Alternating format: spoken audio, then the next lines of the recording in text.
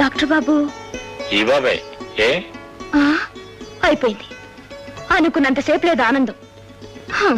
మా రంగను బ్రతికించి మా ఊరి మీద జాలిపడి కావాలని డాక్టర్ బాబు వచ్చారంటే 4 కాలాల పాటు ఇక్కడే ఉంటారని ఎంతో సంబరపడ్డాం. కానీ వచ్చిన రోజే ఇలా అయిపోతారనుకోలేదు. ఎవరినని ఏ లాభం? మా ఆసుపత్రి జాతకమే అంత. అయినా ఇదివరకు ఎంతమంది రాలేదు, ఎంతమంది పోలేదు. మేము ఎవరైనా వాళ్ళని కట్టిపడేసావా? మీరు అంతే. చూడండి, మీకు ఇష్టం లేకపోతే వెళ్ళిపోండి, అంతేగాని అలా ఆడపిల్లలా ఏడవడం ఏం బాగోలేదు.